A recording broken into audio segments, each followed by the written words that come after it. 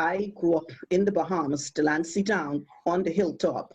I never knew that I had a culture until I went off to Canada to school. And suddenly I realized I had an accent. Suddenly I realized that not everybody ate cow salad. And certainly nobody was getting up in the middle of the night at Christmas time to shut down the main street and put on a costume made out of paper and cardboard and dance to some weird music from some drums and bells. And I asked my mother what kind of crazy people we come from. And she couldn't tell me. And that is what really started me researching how we got to be, as I say, who we is as Bahamians. And in a nutshell, I found out what I put together was that what we call the culture of the Bahamas is a combination of the traditions and culture of people who came to live here, specifically the British, because we were a British colony for over 300 years, and the Africans who were brought here by force. And so I started to dig down deep into what caused me as a child to be mesmerized by the beat of a drum and by the tinkle of a cowbell. I grew up in West Street, and every Junkanoo morning, my uncle, Ivern, he would be sitting to the kitchen table, fully clothed.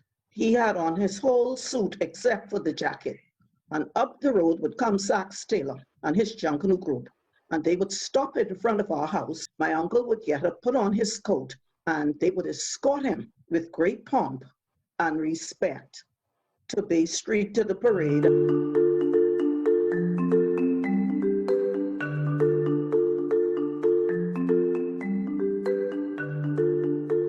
Junkanoo has been documented in the Bahamas for over 200 years. A joyous Bahamian celebration that is replicated nowhere in the world. In the early days, the Africans used whatever was available here. Sponge, straw, flowers, leaves, feathers, anything that is indigenous. In the Bahamas today, our base material is cardboard.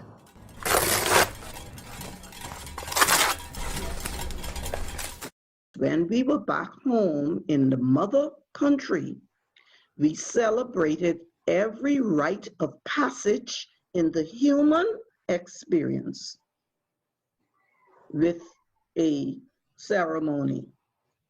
When the baby was born, when we named the baby, when a girl became a woman or a boy became a man, we commemorate separation between the sacred and the secular in African society.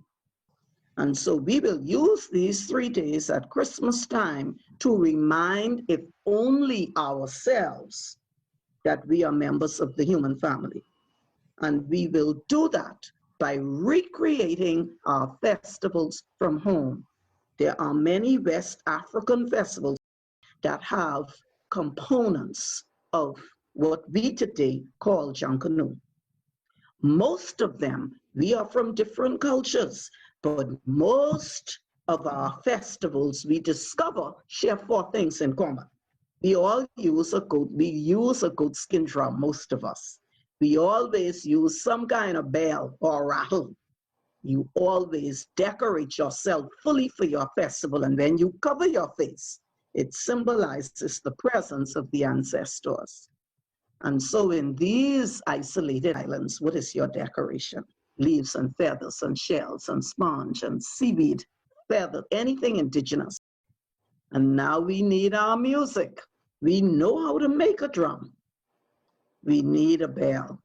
Well, we are on a farm and there goes that cow. We grab that bell from around his neck and we good to go. And 200 years ago in the dark, in the night, at Christmas time, Bahamians say, man, we survived.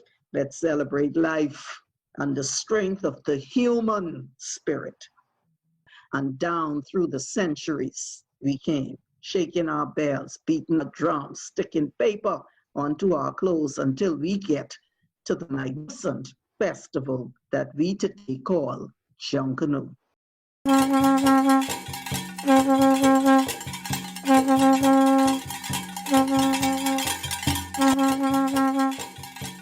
So the first time I saw it is around about 3-4 years old. Like as a kid in a candy shop, you see all these different colors. You see your uncles and cousins and everybody working on this great art piece. And all you want to do is be involved in it. Getting to produce the costumes, it's like getting a puzzle and putting it all together, starting from scratch, and you also want to see the beauty come together.